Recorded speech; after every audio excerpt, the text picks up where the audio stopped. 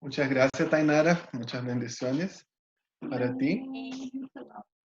Vamos a ahora hablar comenzar el libro de Marcos y vamos a orar primero porque somos cristianos, ¿cierto?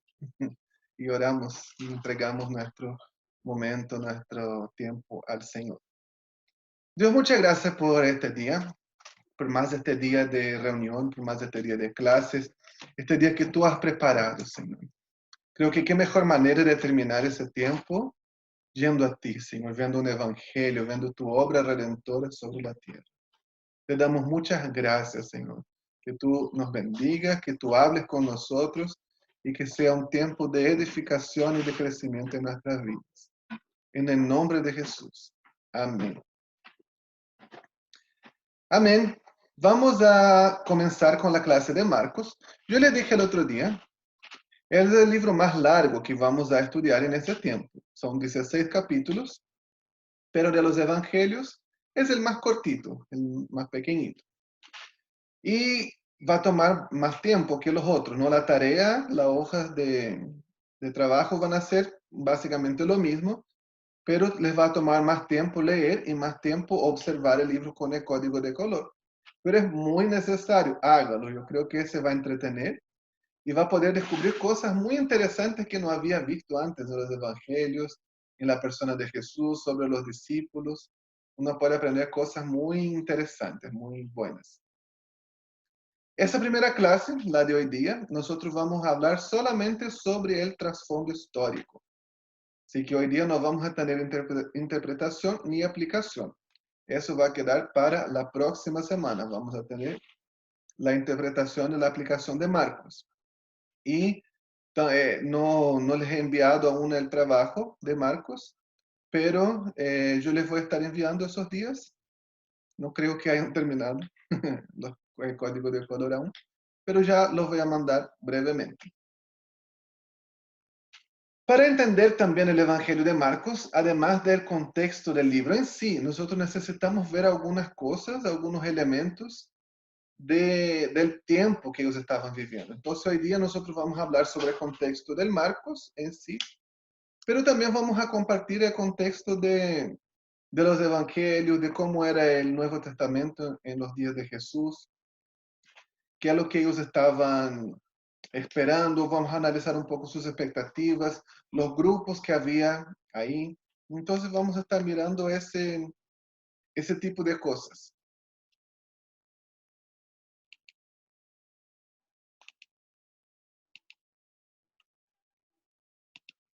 Aquí está entonces los evangelios. Los evangelios son un tipo de narrativa histórica, pero no es una biografía. Ojo ahí. A veces nosotros pensamos, los evangelios son las biografías de Jesús. No lo son. Una biografía, por lo general, tiene varios elementos que no están presentes aquí. Habla detalles sobre el nacimiento, sobre la familia, sobre el linaje. Entonces, no es una biografía, es una narrativa histórica, sí, hay un narrador, pero tiene otros detalles o carece de otros detalles que no están presentes en una biografía. Más bien, los evangelios son un relato selectivo de la vida de Jesús. Y los evangelios, como bien ustedes saben, son 4. Algunos de los padres de la iglesia decían que así como eran 4 los rincones de la tierra o 4 los puntos cardenales, los evangelios eran 4, no podían haber más ni menos. Estos fueron los 4 que Dios nos quiso entregar. Pero hay muchos otros evangelios ahí para modo de información, después lo mencionamos un poquito. Entonces es un tipo de narrativa histórica, pero es un relato selectivo. ¿Y será que a los autores de los evangelios como que se les fue olvidando algunas cosas y por eso no contaron todo? Ustedes saben que no es así, ¿no? No es que se les fue olvidando, sino que según su propósito, según lo que ellos querían comunicar, ellos seleccionaron algunas historias, omitieron otras y contaron de una perspectiva, de una manera diferente, y también fueron relatados por personas diferentes, cada uno tiene cosas que les importa más, ¿cierto? Cada uno tiene partes que son más llamativas, partes que uno memoriza más. Entonces, en los evangelios así era. Los autores distintos enfatizaron historias distintas. Hay algunas que son comunes en los cuatro evangelios, otras son diferentes porque cada uno tenía su propósito, cada uno tenía un autor distinto y cada uno tenía una audiencia distinta. Eso es algo muy importante de saber también, las distintas audiencias de cada uno. ¿Qué es un evangelio? Evangelio es una palabra griega. Como sale ahí, ustedes ven las letritas. Evangelio. Y evangelio es una palabra compuesta de dos. La primera es ev, que significa bueno. Y la segunda es angelos, que significa mensaje o noticia. Ustedes ya deben haber escuchado en algún momento que ángel significa mensajero. Entonces, evangelio es la buena noticia o el buen mensaje. Pensemos sobre cada uno de los cuatro evangelios. ¿Cuáles son? Mateo, Marcos, Lucas y Juan. Tenemos cuatro evangelios.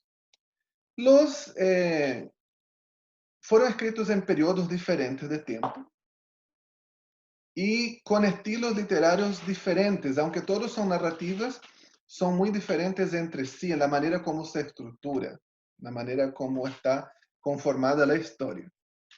A modo general, ¿no? Eso es como un resumen. El Evangelio de Mateo fue escrito entre el año 50 y el 60. No se sabe muy bien. No hay mucha información de Mateo. Y se cree que Mateo fue escrito especialmente para los judíos. Fue escrito con el propósito de mostrar a los judíos que Jesús era el Mesías, que Jesús era el rey, aquel rey anunciado en el Antiguo Testamento, en los profetas, en los prototipos, en los tipos de la ley. En varios momentos, ese que fue anunciado había llegado y era Jesús. Y ese era su propósito principal de Mateo. Y él tiene un estilo literario muy minucioso, un diseño que tiene hasta su diseño quiere comunicar algo. Él dividió el libro en 5 discursos principales. ¿Por qué? Porque hace paralelo con los 5 libros de Moisés, del Pentateuco, que es la base de todo para un judío. Entonces fue escrito por Mateo para un público judío, para que ellos leyesen y entendieran que Jesús es el Mesías. Marcos dejemos para el final porque es nuestro libro. Lucas fue escrito probablemente entre los años 58 y 62 después de Cristo. Todas las fechas que yo le estoy dando ahora van a ser después de Cristo, a menos que yo les mencione otra cosa. Fue escrito por Lucas y fue escrito para un público griego, para las personas que estaban influenciadas por la filosofía, por el humanismo, por la sabiduría humana. Está escrito en un griego muy refinado, muy elevado, tiene términos muy difíciles, es muy específico cuanto a fechas, nombres de lugares. Y como era un público gentil, un público griego, Lucas quería mostrar a Jesús como Salvador, el que vino a rescatar los perdidos. Entonces su énfasis está en los perdidos. Su énfasis está en los no alcanzados, en los gentiles. Ese es el énfasis principal de Lucas. Juan fue el último de los evangelios a ser escrito. Se cree que se escribió en los años 90 al 100. Y fue durante un periodo de persecución. Primero hubo un gran movimiento en la iglesia, una herejía, la primera gran amenaza de la iglesia, que era conocida como el gnosticismo. Se escribe con una G al comienzo, ¿no? Gnosticismo. El gnosticismo era una herejía que estaba influenciada por la filosofía griega y por prácticas ocultas de las religiones de misterio.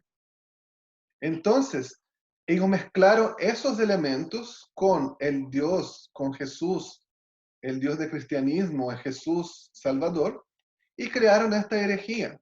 Y entre muchas características de ellos negaban la encarnación de Jesús, porque según ellos, había dos cosas, lo que nosotros llamamos el dualismo. Y eso es una herejía muy dañina que existe hasta los días de hoy y muchos cristianos sufren con eso. Todo lo que es corporal es malo y es a un lado, es físico, la materia es mala, lo corporal, lo físico es malo. Y al otro lado está lo espiritual. Y todo lo que es espiritual es bueno. Ahora, como el cuerpo y la materia es netamente malo y el espíritu es netamente bueno, los dos jamás pueden mezclarse. Entonces, siendo así, es imposible que Jesús, siendo hijo de Dios, siendo Dios, haya venido en carne. Entonces ellos negaban la encarnación de Jesucristo. Y por ese y por algunos otros motivos, Juan escribió para probar a ellos, a esa gente, era en general, podían ser judíos, gentiles, pero él quería probar que Jesús era el Hijo de Dios que vino en carne. Y él habla textualmente en su libro, pero estas cosas os he escrito para que creáis que Jesucristo es el Hijo de Dios y para que creyendo tengáis vida en su nombre. Él lo declara textualmente, él escribió para mostrar a Jesús como Hijo. ¿Y Marcos? ¿Qué pasa con Marcos? Marcos se cree que se escribió entre los años 60 y 70, durante un periodo también de persecución, y su énfasis, su enfoque era para los romanos. ¿Y qué es lo que él quiso hacer? Es el relato más sucinto, el que tiene menos detalles de todos los evangelios, y omite detalles importantes como el nacimiento de Jesús, el anuncio del ángel. Entonces omite muchos detalles que los otros evangelios cuentan con bastante tiempo, porque él quería mostrar a Jesús como un siervo, el siervo de todos, el siervo sufriente anunciado en Isaías. Él quería que ellos supieran que Jesús era el siervo.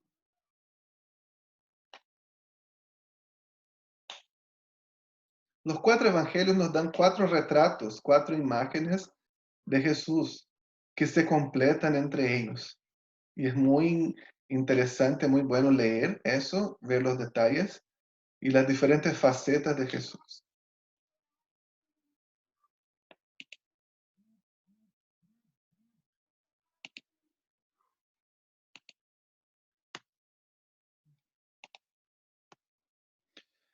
Aquí hay una comparación. Los tres primeros evangelios, Mateo, Marcos y Lucas, nosotros llamamos de evangelios sinópticos. Estos evangelios son semejantes entre ellos en estructura, en desarrollo del argumento, tienen sí sus diferencias en vocabulario, ¿no? En enfoque, en todo, pero son muy parecidos entre ellos. Y nosotros los llamamos de sinópticos. Ya el Evangelio de Juan es completamente diferente. El Evangelio de Juan tiene otra perspectiva, es muy escueto cuanto a las...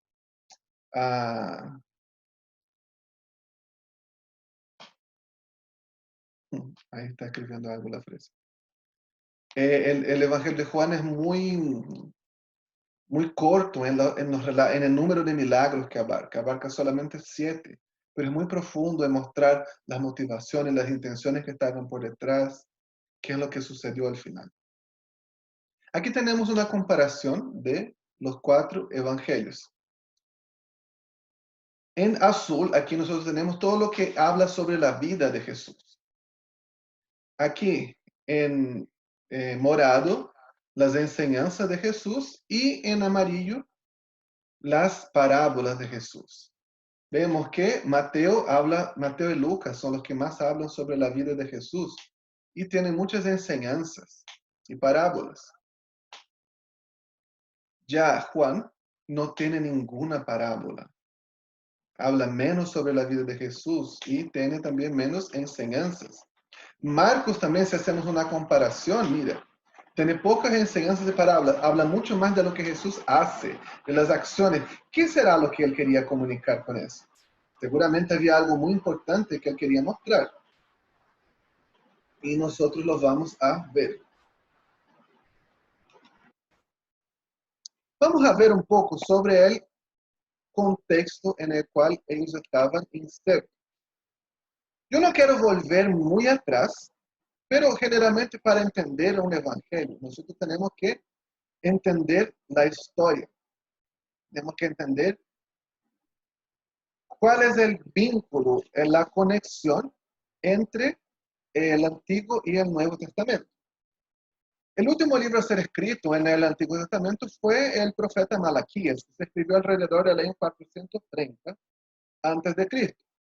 Y nosotros vemos que el ministerio de Jesús, los sucesos del Nuevo Testamento, comienzan con el anuncio de Juan Bautista, ¿no? De preparando el camino y diciendo, el reino de Dios ha llegado, y bautizando en el río Jordán. Pero, ¿qué es lo que sucede en 460 años? Yo creo que bastantes cosas cambian en el mundo, ¿no? En 460 años. Muchas cosas sucedieron. Para ser bien resumido, yo quiero enfocar solamente en la parte final de ese periodo que nosotros llamamos el periodo intertestamentario. Cuando sucedió el último libro del Antiguo Testamento, Malaquías, en el periodo ahí de Esdras y Nehemías, ellos estaban de vuelta en Jerusalén, en Judea, pero ellos no eran una nación independiente.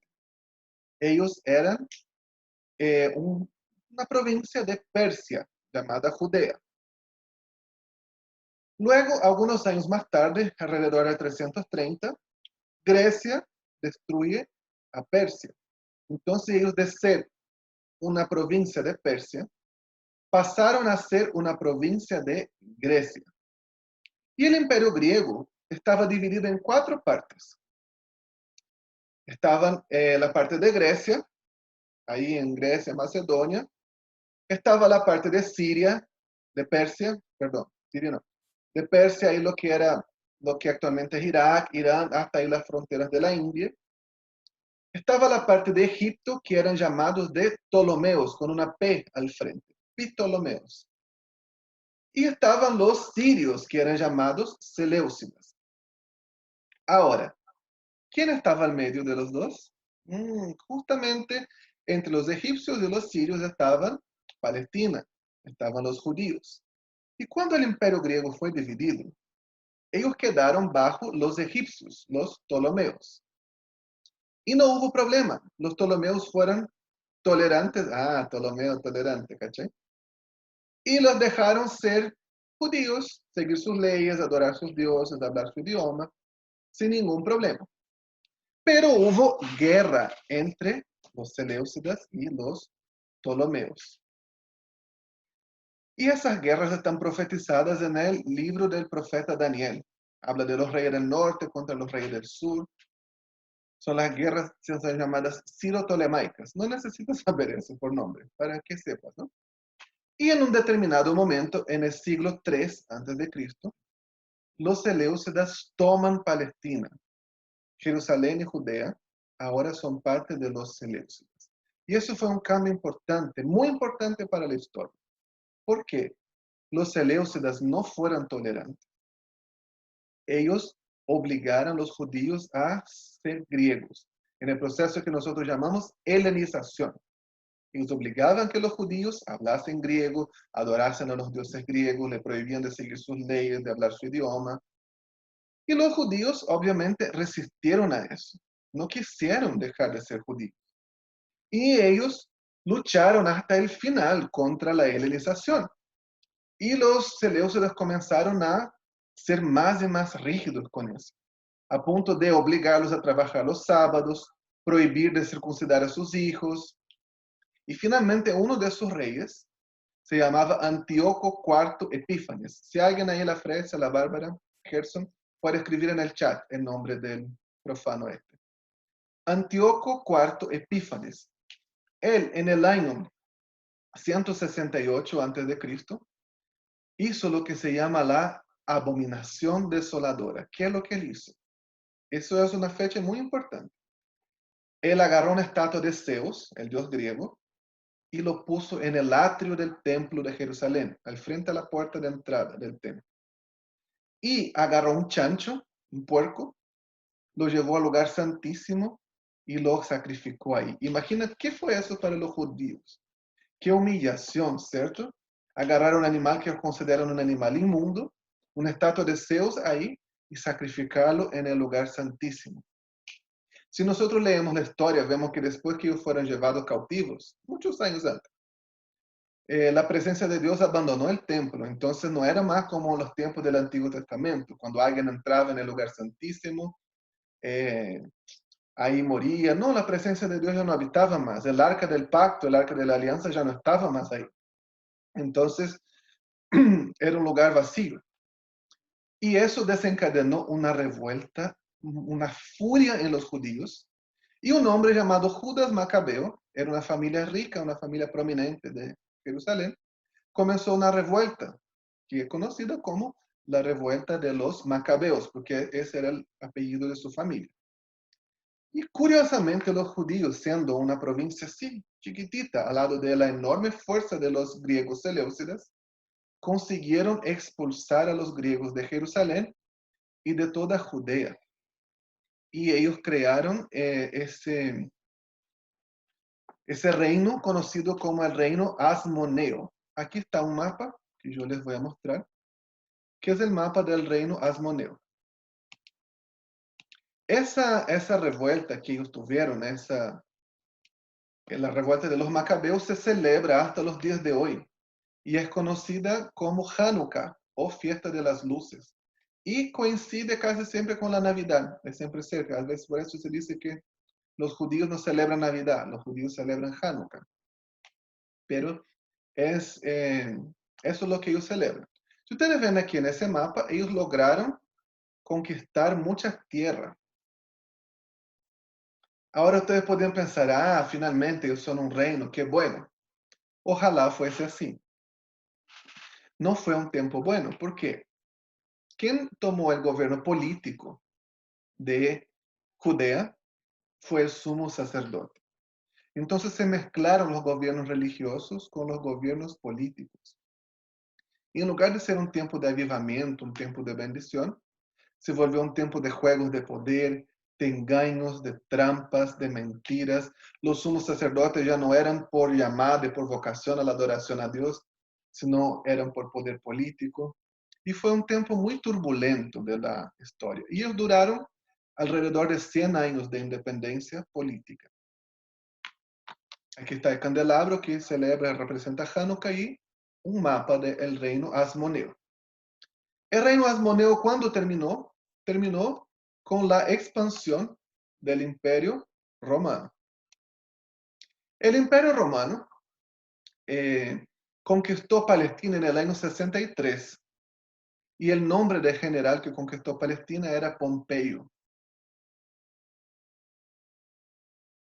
Y ellos dejaron de ser una nación independiente y ahora eran una provincia romana con el nombre de Judea. Cuando ellos conquistaron esa región, ellos dejaron una persona a cargo, un rey, una persona conocida ahí en la zona, y esa persona ayudó, favoreció a los romanos en troca de poder, a cambio de poder. Me mezclé con el portugués, perdón. Y esa persona se llamaba Herodes. Ahí hay un busto de Herodes. Herodes el Grande. Entonces él fue puesto como rey sobre Judea, pero no era un rey independiente, él era un títere. Él estaba bajo el imperio romano. Él debía lealtad a Roma y le pagaba tributo a Roma. Y este hombre fue muy malo. Él dice que trató a los judíos con mucha crueldad. ¿Qué pasa también con este hombre? Él comenzó a remodelar el templo, a hacer el templo un lugar majestuoso.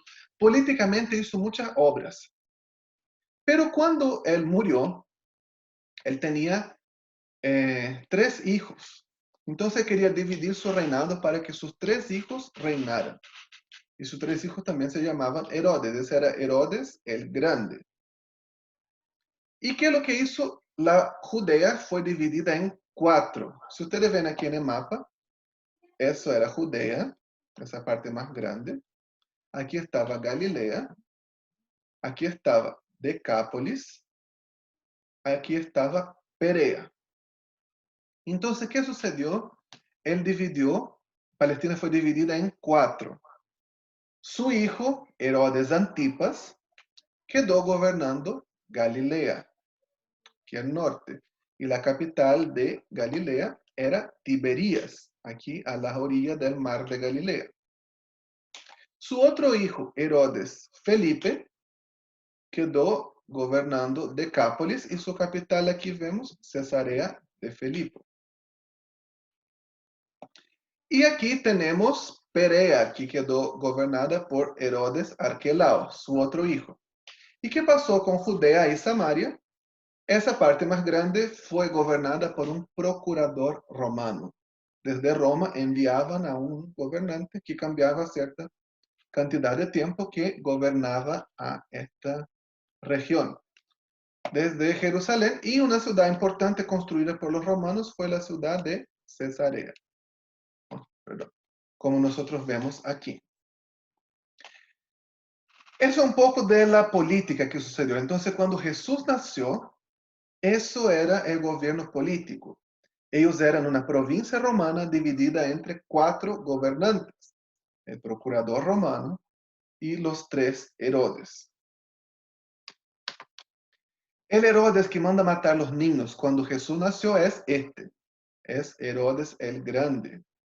Y Herodes el Grande murió en el año 6 antes de Cristo, perdón, 4 antes de Cristo.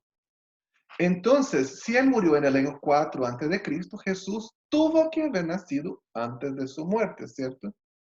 Por eso comúnmente ponemos la fecha de nacimiento de Jesús el año 6 antes de Cristo.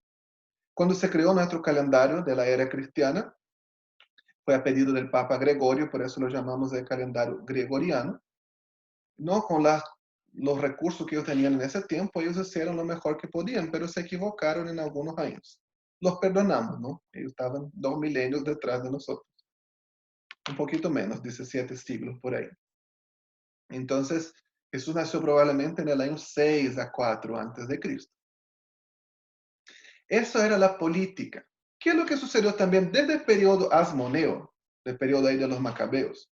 Los judíos comenzaron a tener peleas, porque ahora el gobierno era político y religioso mezclado. Entonces, los sacerdotes que estaban gobernando, ellos se creían descendientes del sacerdote Sadoc. Y ellos comenzaron a querer tener sus propias ideas y sus propias interpretaciones de la ley. Y ellos dieron origen a uno y comenzaron a dividirse los judíos en sectas. Una comparación que yo siempre hago para entender eso son como las denominaciones que nosotros tenemos hoy día. No todos nosotros somos cristianos, pero algunos son, no sé, pueden haber católicos, ortodoxos, protestantes. Dentro de los protestantes, ¿no? Están los pentecostales, los reformados, los tradicionales, históricos, tienen toda esa. Todos son cristianos, pero hay diferencia en su interpretación de doctrinas. Algo parecido, no es igual, ¿ya? Sucedía en ese tiempo. Y ahí estaban las sectas del judaísmo. Los primeros eran, que antes mencionamos aquí, eran los saduceos, ya les dije, ¿no? Eran de clase alta, decían que eran descendientes de Sadoc, el sumo sacerdote, y ellos, como eran gobernantes, ellos apoyaban el gobierno romano, ellos aceptaban el gobierno romano, y estaban muy influenciados por el pensamiento griego. Siendo así, ellos no creían en los ángeles, ni en los demonios, ni en la resurrección de los muertos. Imagínense, ¿no? Se perdieron. Totalmente influenciados por el humanismo. Y ellos creían solamente en el Pentateuco. Del Antiguo Testamento solamente aceptaban el Pentateuco. Los fariseos, muy conocidos, no muy mencionados por Jesús. ¿Qué pasa con los fariseos? Ellos eran la secta más numerosa y la más respetada de ellos. Su nombre viene de una palabra que significa tradición. La tradición era muy importante para ellos. Además, ellos aceptaban todo el Antiguo Testamento. Pero además de todo el Antiguo Testamento, ellos tenían un libro que se llamaba la Talmud, que era conocida como la tradición, la ley oral o el cerco de la ley. Y esa ley era tan respetada cuanto la ley escrita. Ellos eran muy austeros en cumplimiento de la ley, muy respetados, y entre ellos estaban más, eran los que muchas veces hablaban y enseñaban a las personas. Otro grupo, otra secta de judaísmo eran los celotes o cananistas. Es lo mismo. Dos nombres diferentes para la misma secta de judaísmo. Estos eran nacionalistas extremos. Ellos abominaban el gobierno romano y su meta principal era librarse del gobierno de Roma. Era hacer de Judea nuevamente una nación independiente y devolver la gloria de los días de David. Ellos eran casi como una milicia armada. Ellos tenían armas, tomaban armas, mataban a romanos, a soldados, todo en nombre de su religión. Ellos abominaban a los romanos y todos los que apoyaban el imperio romano, entre ellos los saduceos, ¿no? Los esenios. Yo suelo decir que los esenios eran medio hippies, medio alternativos. ¿Qué creían los esenios? Ellos creían que deberían apartarse del mundo para no contaminarse, porque el mundo era muy contaminado. Siendo así, ellos no podían mezclarse con el mundo y vivían en comunidades apartadas. Muchos de ellos vivían a las orillas del Mar Muerto, copiaban manuscritos de la Biblia. En Jerusalén también había un sector esenio, vivían en la ciudad, pero se apartaban de los demás. Su meta era como no contaminarse, no vincularse con el mundo.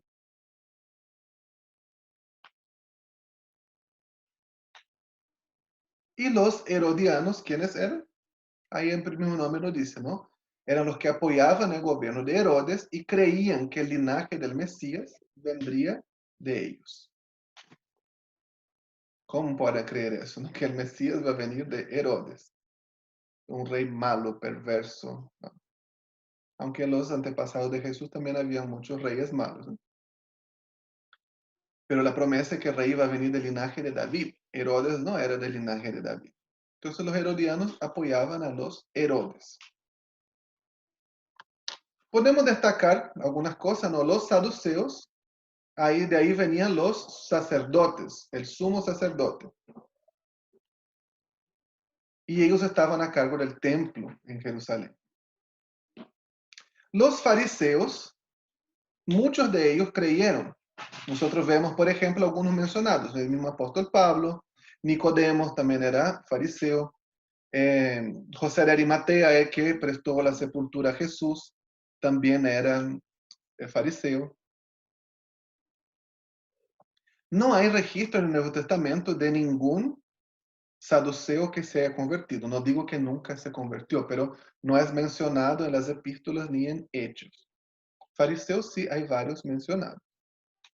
Celotes y cananistas. Uno de los 12 apóstoles era celote, Simón el celote. Se cree, por ejemplo, que Barrabás, el que fue suelto en la crucifixión de Jesús en la Pascua, también era celote, por eso estaba preso. Los celotes en el año 66 comenzaron una guerra civil en Jerusalén. Y esta guerra terminó con la destrucción de la ciudad en el año 70 por los romanos. Los esenios, se cree que Juan el Bautista era esenio. Recuerda que vivía en una comunidad afuera, comía langosta con miel, tenía pelo largo, así. Era Juan el Bautista. Y los herodianos no son muy mencionados en los evangelios ni en las epístolas. Algunos otros términos que son de suma importancia para que nosotros podamos entender el mundo del Nuevo Testamento. Tranquilo, yo les voy a mandar el PowerPoint. Y si tienen alguna pregunta, pueden hacer ahí también en el chat. Los vamos a ayudar y los vamos a responder. Otros términos importantes en el Nuevo Testamento que tenemos que entender. Escribas. ¿Quiénes eran los escribas? Los escribas eran las personas que estaban encargados de transcribir, de copiar los manuscritos de la ley del Antiguo Testamento y de enseñarla también, de interpretarla. Los escribas podrían ser fariseos o podrían ser saduceos. Había de los dos. Tanto fariseos cuanto saduceos y escribas, también en los evangelios se menciona los maestros de la ley, son duramente condenados por Jesús por su actitud hipócrita, ¿no? Por pegarse en el pecho y decir yo soy santo, yo conozco la ley, pero lleno de motivaciones e intenciones erradas, y los llamó de sepulcros blanqueados. Encuentro muy interesante que Jesús, nosotros vemos en Marcos, ¿no? Se le acercó a las prostitutas, a las mujeres de reputación dudosa, a los publicanos, a todo, ¿no? Todo tipo de gente pecadora, a gentiles, a mujeres, a pecadores, a endemoniados, y nunca les dijo nada. Los recibió con amor, los sirvió, como el libro de Marcos nos muestra. Pero a los fariseos, saduceos, a los maestros de la ley, a los escribas, les dijo hijos del diablo. Dijo en una parte, no que los condena, si ustedes hipócritas dan el diezmo de la menta, del comino, tratan de convertir a un gentil y lo hacen 2 veces más hijos del infierno que ustedes mismos. Ciegos guías de ciegos, cuelan el mosquito y se tragan el camello. Fue una condenación muy dura a ellos, que se creían santos, que se creían irreprochables. Algunos otros términos, que son helenistas. Los helenistas, cuando se menciona ahí en el Nuevo Testamento, eran probablemente judíos que vivían fuera de Judea. Entonces estaban más influenciados por el pensamiento y la cultura griega que por la misma palabra de Dios o la cultura judía. Entonces, habían judíos, nosotros leemos en Hechos, ¿no? En Hechos 2, en el Pentecostés. Decía que había judíos de Arabia, de Persia, de Creta, de Roma, de Asia Menor, de Egipto, de todas partes, de Sirene. Entonces los judíos estaban esparcidos por todas partes del Imperio Romano y aún partes fuera del Imperio Romano de Persia. Y ellos peregrinaban a Jerusalén para las fiestas anuales. Habían algunas fiestas que por ley ellos deberían celebrarlas en Jerusalén. Y los llamamos helenistas porque viene del término griego helenizar o helenización. ¿Qué era la helenización? Era la expansión de la cultura griega. El mundo romano en ese tiempo era un mundo helenizado. ¿Qué es lo que significa eso? Aunque los romanos eran los que dominaban, lo que influía en las personas era el idioma griego, no el idioma comercial que todos hablaban intermediario, era el griego koiné. Y la forma de pensar era griega, los dioses eran griegos, el sistema jurídico, ¿no? Muchas cosas venían de los griegos. Entonces, por eso son llamados helenistas, porque estaban influenciados por el pensamiento y estilo de vida griego. Entonces, muchos de esos judíos quizás sabían hablar el hebreo, pero vivían afuera y hablaban el griego mucho más fácil, mucho más fluente que el mismo hebreo. Nosotros vemos, por ejemplo, en el año 200, entre 200 y 300 antes de Cristo, había una comunidad judía muy grande en la ciudad de Alejandría de Egipto. Era una comunidad judía de las más grandes. Y ellos se organizaron, 70 ancianos, se organizaron y tradujeron todo el Antiguo Testamento para el griego. Y esa traducción es muy importante para la iglesia primitiva. Y es llamada la Septuaginta. Entonces, habían muchos judíos helenizados. Ahora, los temerosos de Dios, ¿quiénes eran? Imagínese usted el mundo romano como era. Roma dominaba el mundo bajo violencia, lo que nosotros llamamos la paz armada. ¿No? Había paz, pero rebélate para ver que te caímos encima. Había mucha inmoralidad, eso vino de los griegos, y los romanos lo perpetraron. Mucha inmoralidad sexual, mucha injusticia, robo, engaño. Había mucha injusticia en el sistema romano.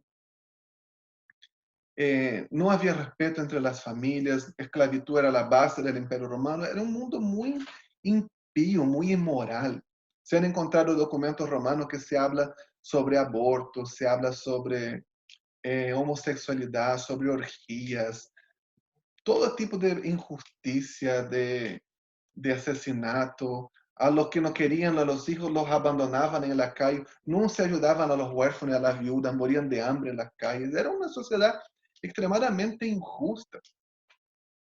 Y en medio de eso, el judaísmo, aunque era un sistema de leyes muy difícil, muy duro, destacaba entre ellos, porque en medio de una sociedad tan injusta, tan terrible, tú miras a un judío y como no te parece tan malo, ¿no? Como ellos tienen un estándar diferente de justicia, de moralidad, eran muy prósperos, yo creo que también por observar elementos de la ley muy sanos.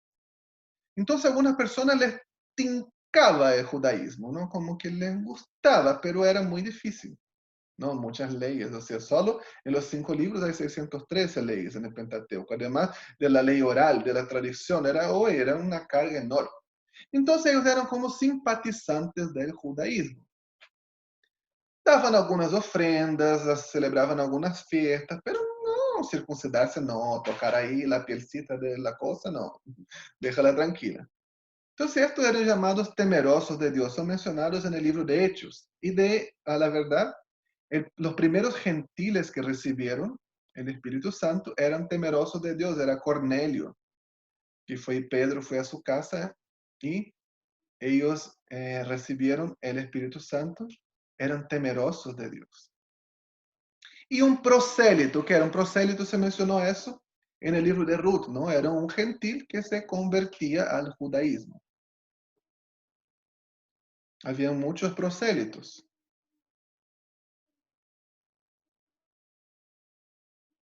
Y uno de los rituales de conversión era el bautismo. Por eso fue una paradoja, fue algo así como chocante para los judíos cuando Juan el Bautista comenzó a llamar a los mismos judíos, llamarlos al arrepentimiento y bautizarlos. ¿Y por qué está haciendo eso? El bautismo es para los prosélitos, no es para nosotros.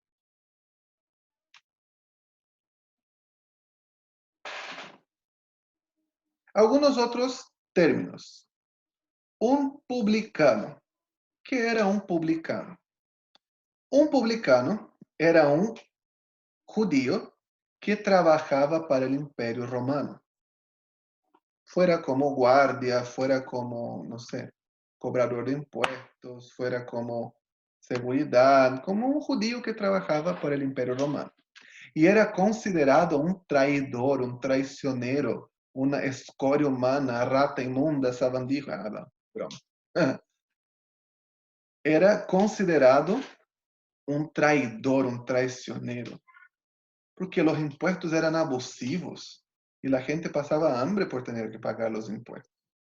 Entonces, un publicano era considerado un pecador, traicionero, inmundo, escoria humana.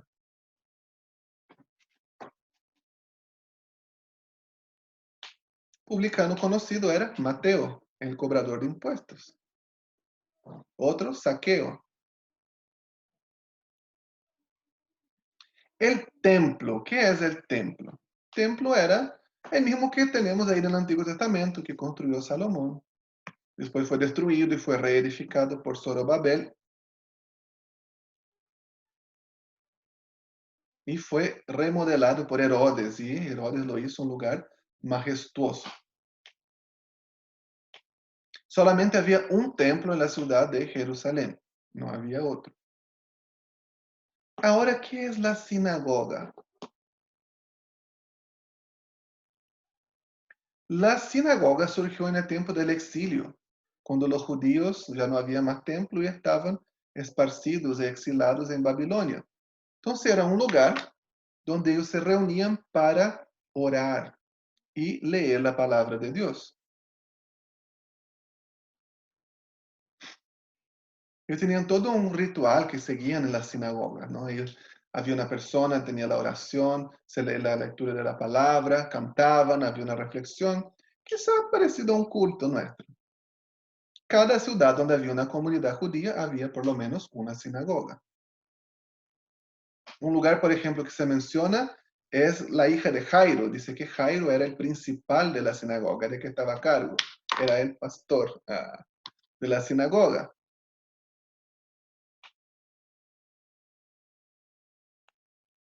Entonces, en todos los lugares había sinagogas. Vemos en el libro de Hechos que el apóstol Pablo, cuando iba a predicar en una ciudad, casi siempre, además de predicar ahí a los gentiles, iba a las sinagogas también a hablar con los judíos. Y casi siempre encontraba problemas ahí. Y el Sanedrín, ¿qué es el Sanedrín? El Sanedrín era el Tribunal Supremo de los Judíos.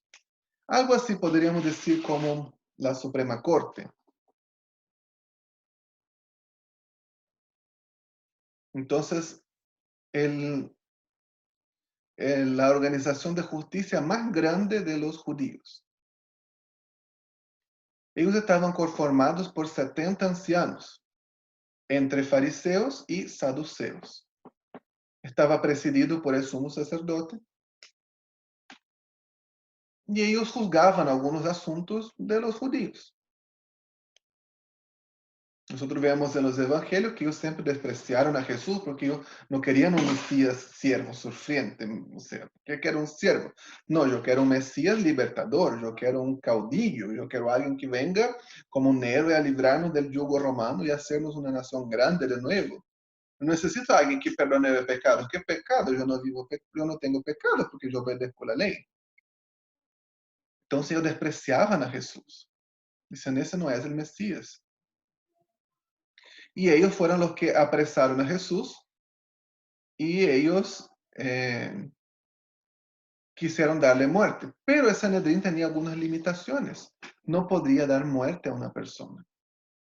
Solo quien podía decretar muerte era una autoridad romana. Por eso ellos arrestan a Jesús, lo azotan, toda la cosa, lo llevan a Pilato. Y Pilato no lo quería dar muerte. Y ellos lo insisten, insisten, y ahí finalmente Pilato, para ahorrarse problemas, para que no comenzara una rebelión ahí y fuera problema para él, los dice, yo lavo mis manos y los entrega a Jesús en sus manos. Entonces el Sanedrín era el tribunal supremo de los judíos. Todas esas palabras, esos términos nos van a ayudar a interpretar el Evangelio, porque son palabras que nosotros no usamos en nuestro día a día, ¿cierto? Entonces al leer eso nosotros podemos entender un poquito mejor de qué se trata, ¿no? O qué el significado de ellas en su contexto. Otra cosa que nosotros vamos a mencionar mucho ahora cuando hablemos de la clase de Marcos son los patristas o los padres de la iglesia. ¿Quiénes son estas personas? Después de la muerte de los apóstoles, el último apóstol que murió fue Juan, en los años entre 90 y 100 después de Cristo. Después de la muerte de los apóstoles, ellos fueron los que tomaron el liderazgo de la iglesia, fueron obispos, fueron pastores, fueron los líderes de la iglesia después de la muerte de los apóstoles. Y ellos escribieron muchos de los escritos que nosotros tenemos sobre la iglesia primitiva, sobre la muerte de los apóstoles, vienen de ellos. Ellos también recibieron, organizaron los evangelios y las epístolas y organizaron el Nuevo Testamento como lo tenemos hoy día. Hay varios de ellos, están los que nosotros llamamos los padres latinos, los padres griegos, los que están ahí de la región de Judea y Alejandría. Y algunos de ellos son muy conocidos, quizás les suena, ya escuché hablar en algún momento. Por ejemplo, Ireneo era uno y Clemente de Alejandría. Había otro Clemente de Roma, Eusebio de Cesarea, Hipólito, Tertuliano, Orígenes. Todos esos fueron patristas. Les puede llamar por ambos nombres, o patristas o padres de la iglesia. Y ellos tomaron ese liderazgo. Y muchas veces para afirmar o rechazar la autoría de un evangelio, de una epístola, nosotros acudimos a los escritos de ellos. Y también otra persona muy importante, no era un padre de la iglesia, pero era un historiador judío antiguo que escribió muchas cosas que son muy útiles para el estudio bíblico, que se llamaba Flavio Josefo.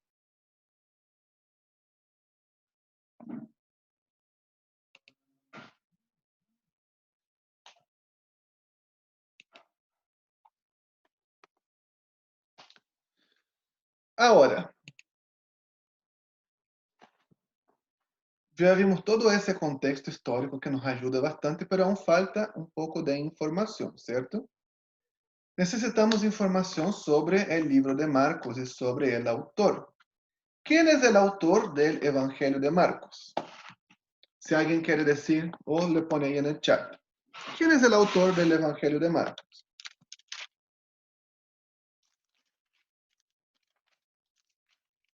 Marcos. ¿O quién te reveló eso, Anastasia? El Espíritu Santo. El Espíritu Santo. Bueno, ahora dígame, Anastasia, o cualquier otra persona que quiera, o escriba en el chat. ¿Dónde dice ahí que Marcos es el autor del libro?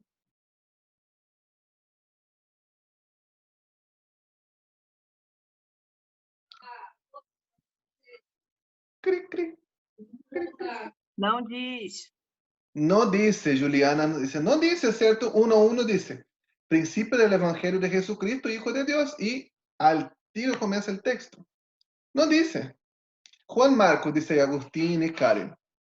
¿Dónde sale mencionado Juan Marcos? En la proyección, en la diapositiva que yo saqué aquí sin querer. ¿Dónde se menciona? Él no dice en ninguna parte. En ninguna parte se menciona a un Marcos. Había dicho que Lucas escribió Lucas. Pero Marcos no, Marcos fue, ¿quién será? El título del libro lo dice, muy bien, César, pero ese título del libro ustedes saben que no es original, ¿cierto? No estaba en el texto original, por lo tanto no es inspirado por Dios. Ahí lo que sale arriba, el Evangelio según San Marcos. No estaba escrito ahí. ¿Cómo sabemos que fue Juan Marcos? ¿O quién era Juan Marcos? ¿O quién era Marcos? Marcos era uno de los apóstoles de Jesús.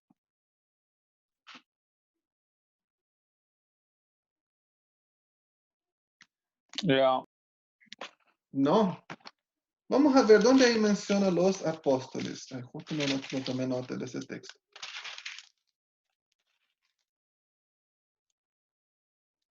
Donde se menciona los 12. Si alguien ahí, la Bárbara o la Fresa, tiene el texto donde se menciona los 12 y puede pasarme, por favor. Marcos 3, versículo 14, a partir del... Muchas gracias, Vanessa, eres seca. Y estableció a 12, Marcos 3:14, para que estuviesen con él y para enviarlos a predicar y que tuviesen autoridad para sanar enfermedades y para echar fuera demonios. Vamos a contar. Simón, quien puso por sobrenombre Pedro. Jacobo, hijo de Zebedeo, y Juan, hermano de Jacobo, a quienes apellidó Boanerges, eso es, hijo del trueno. Andrés, Felipe, Bartolomé, Mateo, Tomás, Jacobo, hijo de Alfeo, Tadeo, Simón el cananista o celote, y Judas Iscariote. ¿Dónde está Marcos? Otra pregunta. ¿Dónde está Lucas? O sea que Lucas y Marcos no eran apóstoles. Sabía que eso fue un falso sistema de creencia de toda mi vida. Yo creía toda mi vida que Marcos era uno de los apóstoles. Y Lucas también, de los 12. Y cuando yo descubrí que no eran, yo quedé impactado. Igual que cuando yo descubrí que la ballena no vomitó a Jonás en Nínive, vomitó en cualquier parte. Yo quedé como, eso de engañado toda mi vida. Y quise pelear, y así como, no, obvio que lo vomitó en Nínive. Y fue a la Biblia y no, no la había vomitado en Nínive. Bueno, ¿dónde está entonces de dónde sale este Juan Marcos que dicen que fue el autor del libro? Que no era uno de los 12 apóstoles. Hay una tradición judía que dice que fue Juan Marcos.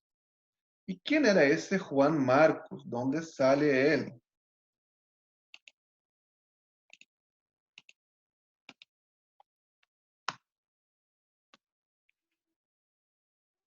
Hay varios padres de la iglesia que dicen que fue Juan Marcos.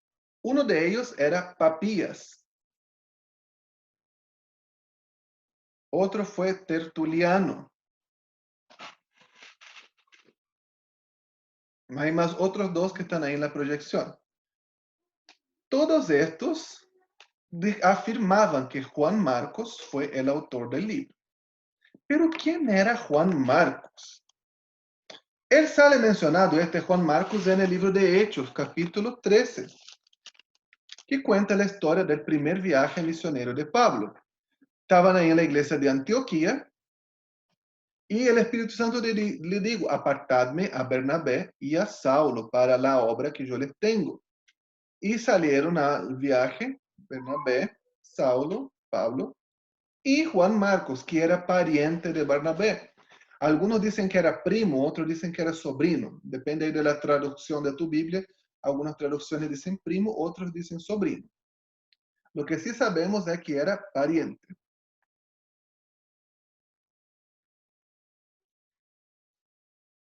Sabemos entonces que era judío, era pariente de Bernabé. Hechos 12:12, vamos ahí entonces a leer los textos para descubrir quién era, porque para que no digan, Tulio me está chamullando, no, sacó de la palabra. Hechos 12:12. Habiendo considerado esto, llegó a la casa de María, la madre de Juan, el que tenía por sobrenombre Marcos, donde muchos estaban reunidos orando. Ahí estamos viendo un texto de Hechos. Y ese texto del libro de Hechos menciona entonces a Juan Marcos y que su madre se llamaba María. Veamos otro texto que habla sobre él. Hechos 12:25.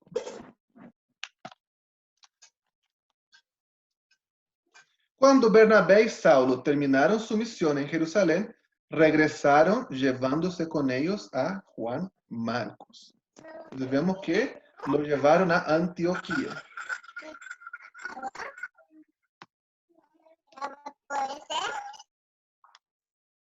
Ahí en Hechos ya les dije, ¿no? Que Juan Marcos envuelve.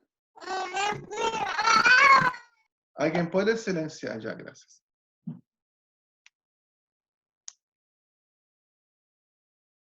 Hechos 13:13. Luego Pablo y sus compañeros salieron de Pafos en barco rumbo a Panfilia y desembarcaron en la ciudad portuaria de Perge. Allí Juan Marcos los dejó y regresó a Jerusalén, pero Pablo y Bernabé siguieron su viaje por tierra adentro hasta Antioquía de Psidia. Y otra parte que él es mencionado en Hechos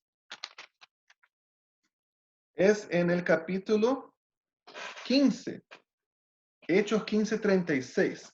Después de un tiempo, Pablo le dijo a Bernabé, volvamos a visitar cada una de las ciudades donde ya antes predicamos la palabra del Señor, para ver cómo andan los nuevos creyentes. Bernabé estuvo de acuerdo y quería llevar con ellos a Juan Marcos, pero Pablo se opuso terminantemente, ya que Juan Marcos los había abandonado en Panfilia y no había continuado con ellos en el trabajo. Su desacuerdo fue tan intenso que se separaron. Bernabé tomó a Juan Marcos consigo y navegó hacia Chipre. Pablo escogió a Silas y al salir los creyentes lo encomendaron al cuidado misericordioso del Señor. Vemos que ahí Juan Marcos entonces fue como el motivo de la separación entre Pablo y Bernabé. ¿Dónde más le sale mencionado? En Colosenses 4:10.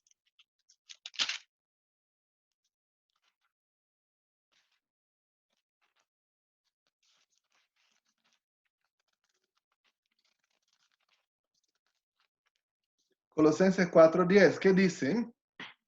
Aristarco, quien está en la cárcel conmigo, les manda saludos. También los saluda Marcos, el primo de Bernabé, tal como ya se les indicó. Si Marcos pasa por ahí, hagan que se sienta bienvenido.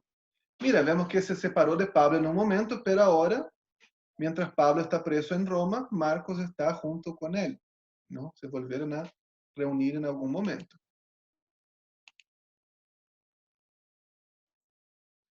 Ya leímos esas dos citas. Y en otra parte donde él es mencionado,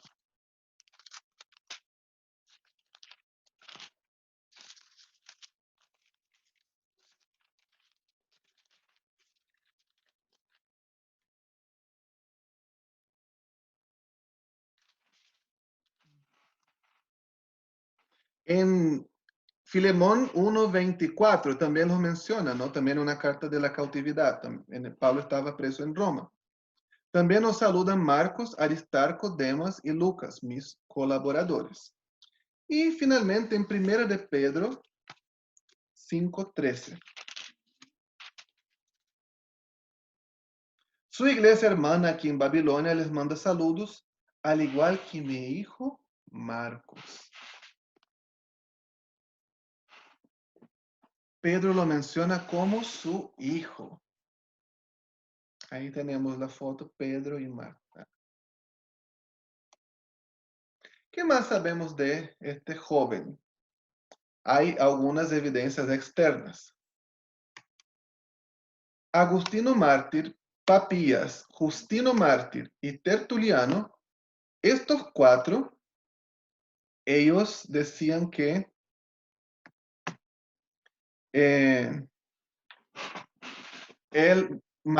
Juan Marcos, era este primo de Bernabé, y que él era un escriba amanuense. ¿Qué era un amanuense? Era un escriba que escribía al dictado. Alguien lo iba, no era que copiaba, sino que alguien le iba dictando y él iba escribiendo. Y que su nombre era Juan, pero Marcos era un sobrenombre.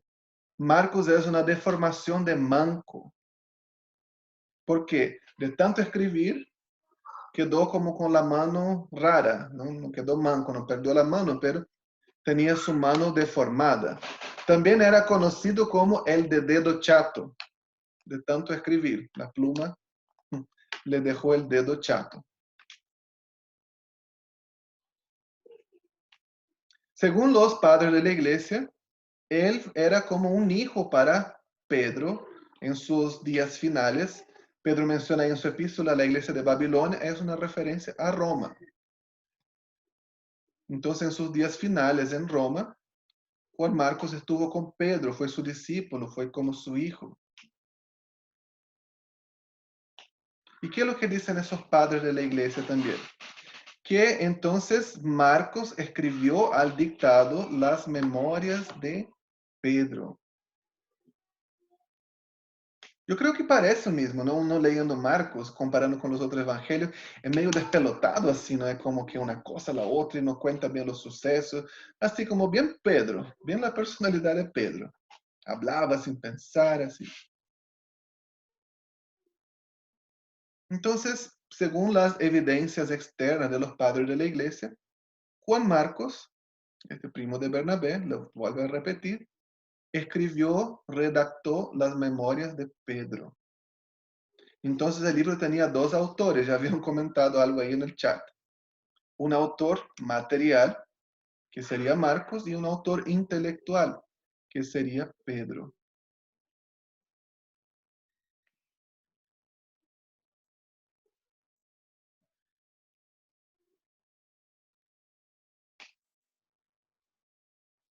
Era un amanuense.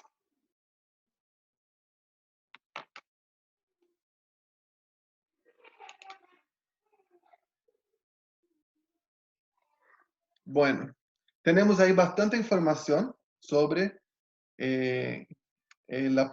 sobre Marcos, sobre quien escribió el libro. Y hay un paréntesis interesante. Si ustedes vieron al final ahí del Evangelio, cuando Jesús ya estaba en la última cena, cuando arrestaron a Jesús, en los últimos capítulos de Marcos, se menciona un joven, una historia medio rara que parece que, ¿por qué está aquí? Déjame encontrarlo. Yo tampoco anoté esta cita, pero no es difícil encontrarlo. Vale, Jesús.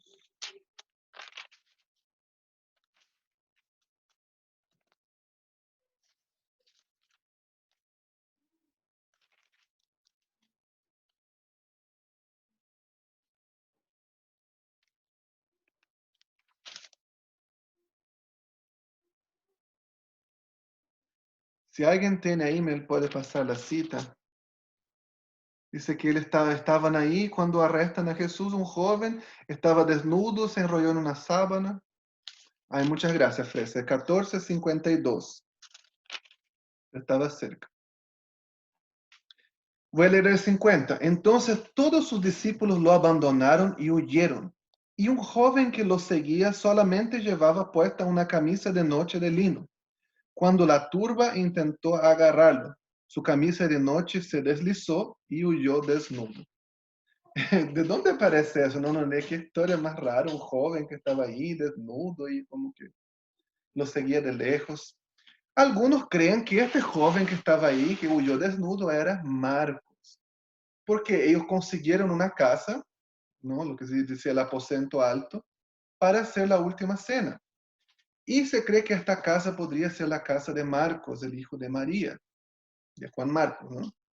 Vemos ahí en Hechos, esa cita que leímos, que estaban todos orando ahí por Pedro, estaban reunidos en su casa. Entonces, sería una casa grande, una casa que tenía un aposento alto donde podían reunirse bastantes personas. Y que Jesús pidió ahí sus discípulos y ellos celebraron la última cena en su casa.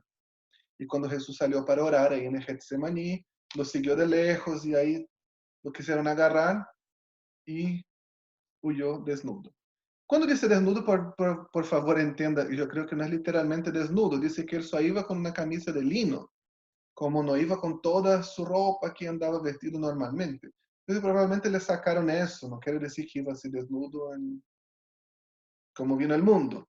Probablemente iba con alguna ropa menor o mostrando sus tobillos, ¿no? Pero quizá no iba con totalmente desnudo, pero sí era algo vergonzoso para él. Iba con una ropa interior. Entonces ese probablemente era Marcos. Ahora, ¿en qué ocasión se escribió ese libro? La teoría más aceptada, hay diferentes teorías, pero se cree que este libro se escribió durante el tiempo de persecución romana, cuando la persecución comenzó de manera muy fuerte en Roma. Comenzó con el reinado de Nerón. ¿Y quiénes eran esos emperadores romanos? Hablemos un poquito de ellos para poder entender la progresión hasta el momento en que comenzó la persecución. Hay un libro que es muy utilizado en el estudio bíblico, se llama Los 12 Césares. Habla desde el primer César hasta el último y su influencia, su relación con el Nuevo Testamento. No vamos a mencionar los 12, vamos a mencionar algunos. El Imperio Romano era una república. Y en el año 27 a.C., uno de ellos hizo ¿cómo puedo decir? Un golpe de Estado y se declaró el emperador romano, el dictador. Y ese, el primero que se declaró el dictador fue Cayo Julio César Augusto Octavio. Ahí está su nombre completo, ¿no? Pero ahí el nombre que va a estar en rojo es el nombre por el cual ellos eran conocidos. Él fue el primero, ¿no? Julio César o César Augusto, fue el primero en declararse emperador. Entonces el Senado en Roma ya estaba limitado, no tenía ahí tanto poder y él tenía que rendir cuentas perdón, no tenía que rendir cuentas al Senado. Él era un emperador dictador. El siguiente se llamaba Claudio Nerón Tiberio César Augusto, conocido como Tiberio. Ahí está su fecha. Él reinó durante bastantes años. Y él fue el que estuvo durante el nacimiento y la muerte de Jesús.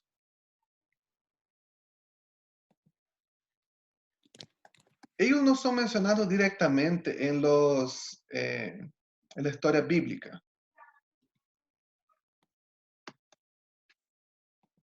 El siguiente es Calígula. Algo interesante ver que él no era, su nombre se llamaba Gaio César Augusto Germánico, pero su apodo era Calígula. Calígula significa botitas. Era su apodo cariñoso, pero él no era nada de tierno y nada memorable. Calígula fue un hombre extremadamente depravado. Dicen que practicaba todo tipo de inmoralidad y abuso.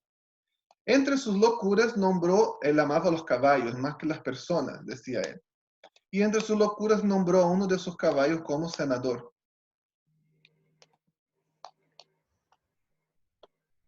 Los primeros emperadores, quizás Julio César, fue un general muy respetado. Después Tiberio ya tenía un poco más de respeto, también era muy inmoral, hacían cosas injustas, pero vemos que del 37 en adelante comenzó un tiempo de inmoralidad y los emperadores eran fanfarrones, personas injustas, inmorales, impíos, terribles.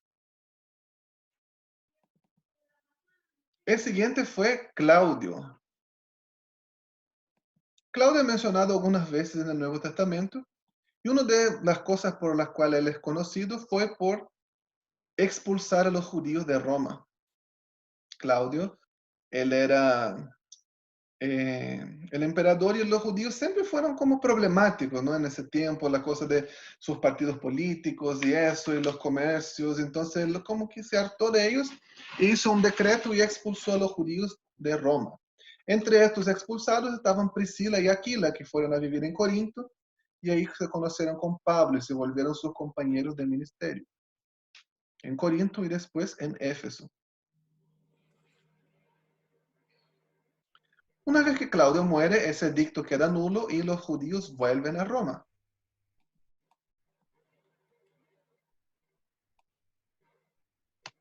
Y después de la muerte de Claudio, asumió Lucio Domicio Nerón Claudio César Augusto. Y este es lo que nos interesa. Nerón era una persona muy perturbada, yo creo que el peor de todos ellos. Nerón no tenía derecho al trono, pero su madre, Agripina, ella cometió una serie de manipulaciones y asesinatos para que Nerón pudiera acceder al trono. También era del linaje real, pero no era el directo en la línea de sucesión. Entonces Agripina, ella quedó viuda, después se casó con uno de los emperadores y lo obligó que adoptaran a Nerón. Estoy resumiendo bastante la historia, ya para no ir detalle por detalle. Y mató al hijo que le tocaba y después mató al otro. Y Nerón sube al trono, muy joven. Sus primeros años fue ayudado por tutores y cuando ya pudo tomar las decisiones por sí solo, como decimos nosotros, quedó la crema. Entre sus actos de impiedad, sus actos maldadosos, mandó matar a Agripina, su madre. También era muy inmoral. Dice que agarró a un niño y lo crió como niña, lo vistió como niña.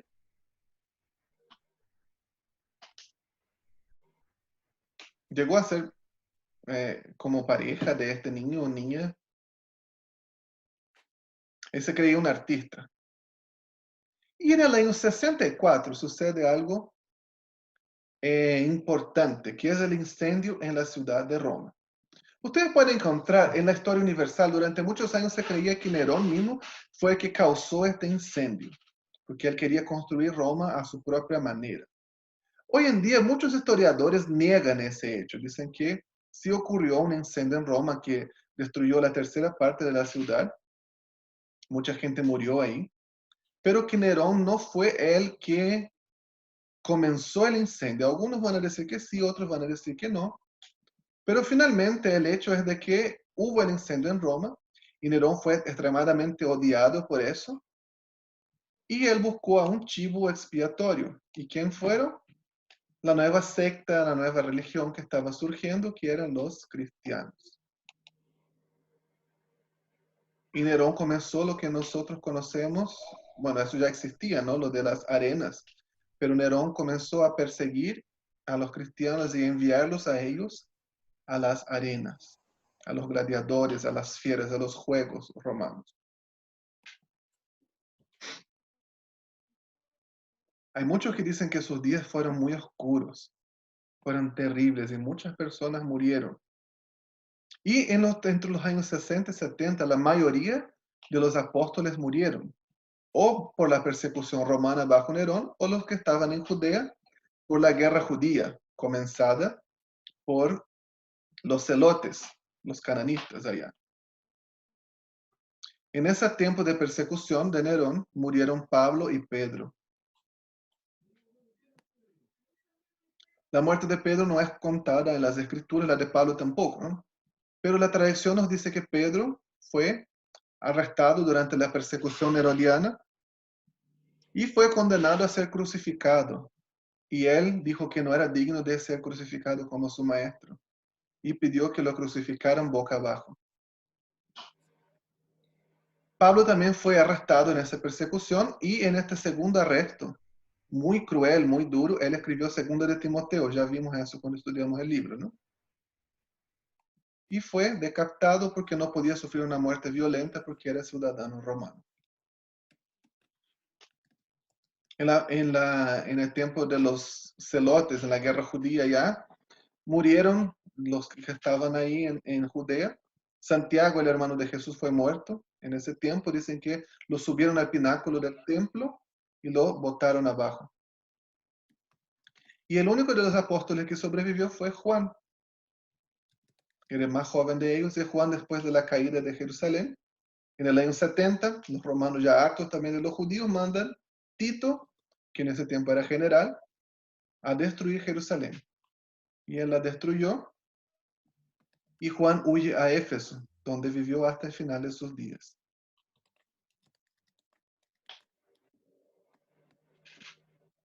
Dicen que los días de Nerón, además de mandar a los cristianos a las arenas, a las fieras, a los gladiadores, los jardines del Palatino, los jardines del palacio de los Césares, se alumbraban con antorchas humanas. Entre sus otras atrocidades, vestían a los cristianos, los cosían pieles de corderos a su cuerpo y los lanzaban a las fieras. Y muchos murieron en esta primera gran persecución. Esta primera persecución se centralizó sobre todo en la ciudad de Roma.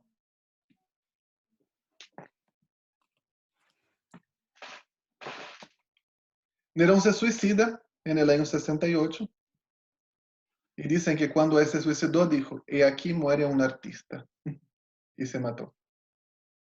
En un periodo de transición, varios emperadores, ¿no? Galba, Otto, Vitelio, Tito, y la persecución dio como una bajada, una tregua.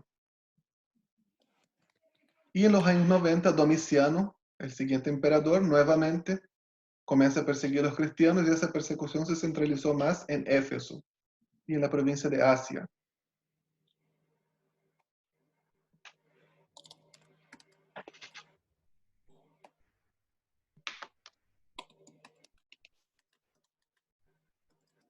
Probablemente el Evangelio de Marcos fue escrito en este contexto, en el contexto de persecución. Fue escrito desde la ciudad de Roma, entre los años 64 al año 67.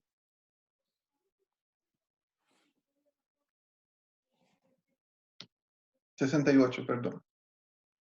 Durante el comienzo de la persecución y la muerte de Nerón. ¿Y por qué se escribió de esta manera? Para animar a estos cristianos que vivían sufriendo con su vida amenazada en cada momento. Imagínense cómo sería tener tu vida amenazada de muerte todos los días. ¿Cómo sería que a cualquier momento alguien te pudiera agarrar y llevar a una arena, lanzarte a las fieras, a los gladiadores, ponerte en una antorcha, mujer quemado vivo? ¿Cómo serían esas personas? Ellos necesitaban un ánimo. Y el libro se escribió para animar a estas personas que estaban siendo perseguidas. El libro se escribió para que ellos pudiesen tener una esperanza. Vieron que el autor de su salvación, Jesús, el Mesías, también fue perseguido, también murió. Pero no quedó ahí, sino que Él resucitó. Él no quedó solamente en la muerte, ni la muerte lo pudo contener. Y Él resucitó, Él mandó que anunciáramos este Evangelio en todas las naciones. Por eso el Evangelio es algo que muestra el servicio. Ustedes están mal, ustedes están escondiéndose. Dice que muchos cristianos se refugiaron en las catacumbas romanas. Hay ruinas de eso en la ciudad de Roma hasta los días de hoy. Ustedes están viviendo, sufriendo persecución, ustedes están sufriendo eh, rechazo, están siendo lanzados a todo tipo de fiera, pero ustedes tienen un Salvador.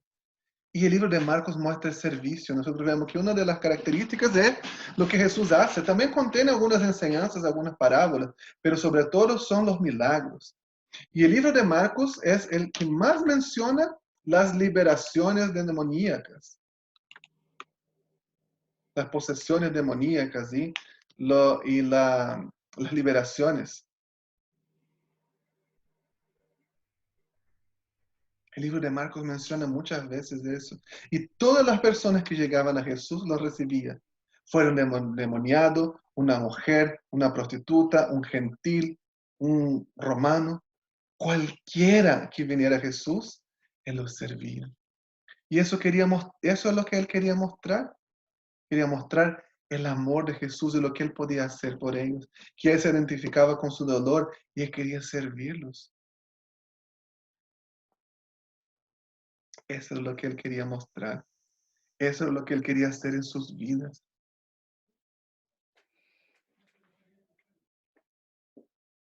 Por eso es algo tan rápido. No es algo detallado como los otros evangelios. Algunos dicen que Mateo pudo haber sido el primer evangelio a ser escrito. No fue escrito en tiempos de persecución. Y Marcos incluso pudo haber utilizado Mateo como base para escribir Marcos y Pedro. Pero no podía dar tantos detalles, tenía que ser algo rápido. El servicio del maestro, el que vino para servir a la persona, el que vino a actuar, a hacer algo, era lo que ellos necesitaban oír, era lo que ellos necesitaban escuchar. En esos tiempos de fe, es muy fácil de fe, de persecución, es muy fácil uno dudar de la fe, ¿no es cierto? Es muy fácil uno pensar, ay, ¿qué voy a hacer? No, ¿será que es verdad o será que no es verdad? ¿Lo creo, le creo o no le creo? Y el Evangelio de Marcos también muestra. Los mismos discípulos dudaron algunas veces. La gente que los escuchó, las multitudes dudaron. Pero también muchos fueron los que creyeron. Y un ánimo para ellos en medio de todo eso, que ellos estaban pasando, que ellos estaban sufriendo.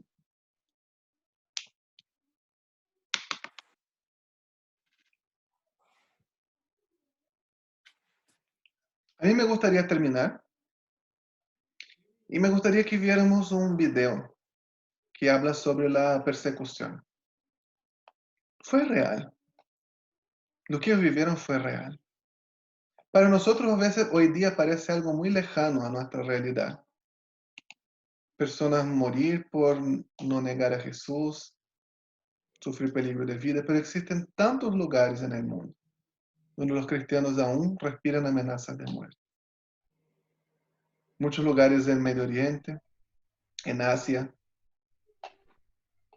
donde viven bajo tierra, donde no pueden cantar, donde convertirse significa jamás volver a ver su familia. Eso existe, eso es real.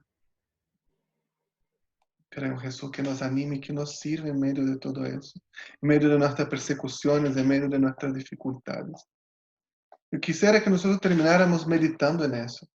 ¿Cómo hubiese sido, no? Como la interpretación, poniéndonos en los zapatos de ellos, ¿cómo hubiese sido recibir este mensaje, sufriendo amenazas de muerte, escondido? ¿Cómo hubiese sido vivir en este momento? Ver las personas a tu lado morir. ¿Y cuántos entregaron su vida sin negar a su fe?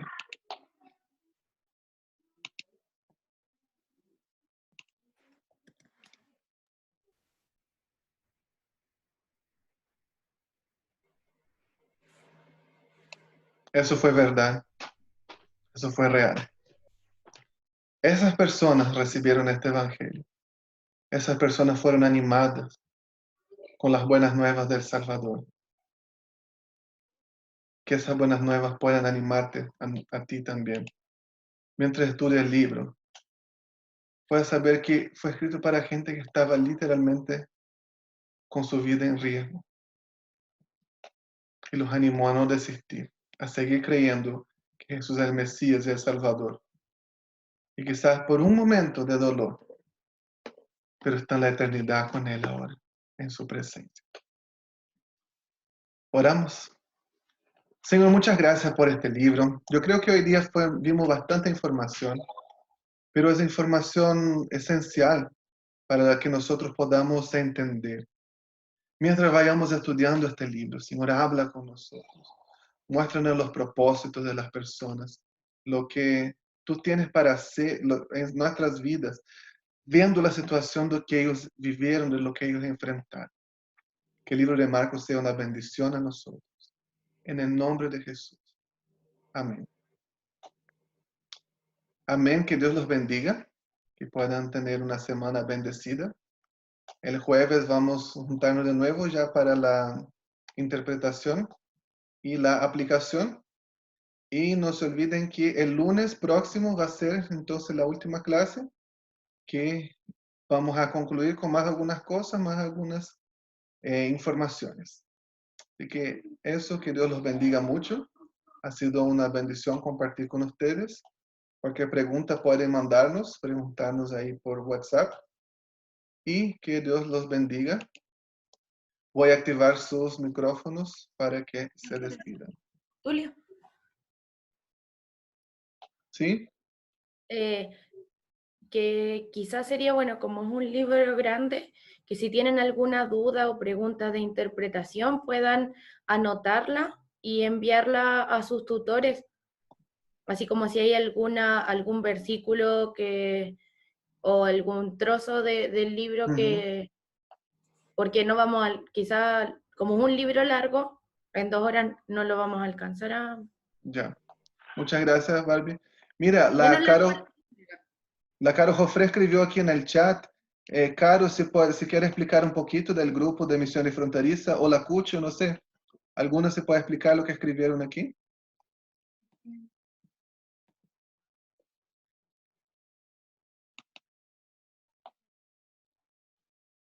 Yo puedo. Sí. ¿Escucha? ¿Sí? Activa tu cámara. Po. No, estoy demasiado... No, ya, bueno. Sí, la Caro comentó el tema del grupo online que tenemos. Es un grupo donde estamos compartiendo la guía de oración por el mes de Ramadán. Y además, cada día compartimos información sobre los musulmanes. Generalmente leímos esta guía y no sabemos mucho del mundo musulmán o del Islam. Entonces, cada día estamos enviando información, haciendo preguntas para ver cuánto conocen. Tenemos también cápsulas misioneras en donde les mostramos a algunos misioneros que están en el campo en contexto musulmán. Entonces, está siendo muy genial porque hay varias personas de Latinoamérica, no es solo Chile. Así que si se quieren unir, pueden escribir a mi WhatsApp y los agregamos al grupo. Ya. Muchas gracias, Cucho. Voy a poner en el grupo, les voy a enviar en el grupo Betel de WhatsApp el link del video también para que puedan ver, del video que yo pasé recién, que algunos no los ven bien, ¿no? Cuando se transmite. Y voy a mandar también la información que dio la Cucho y la Caro Jofre, el WhatsApp también del grupo para que lo agreguen los que estén interesados, ahí se pueden contactar. Eso, muchas gracias, que Dios los bendiga. La tarea de Marcos hay que entregar, yo creo que hasta el sábado, porque tenemos que corregirlo antes del lunes, ¿no? Entonces, la clase va a ser el jueves y el sábado máximo, para que domingo tengamos tiempo, domingo y lunes, de corregir los trabajos para cerrar las notas ya para lunes tener todo listo. Y, bueno, ahí estamos para que nos despidamos. Chao, chao. Chao, bendiciones a todos. Chao. Bendiciones. Todos, que No se ve ninguno. Chao, Dios te bendiga. Chao, amigos. Dios los bendiga. Chao. Chao. Chao, bendiciones. Chao. Buenas noches. Bendiciones. Chaito. Sí. Chao. Ahí todos. No. Chao, Tainara.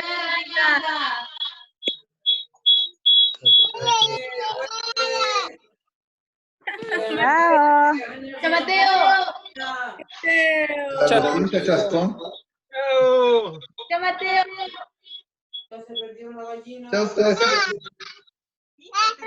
Chao, Tulio. Chao, David.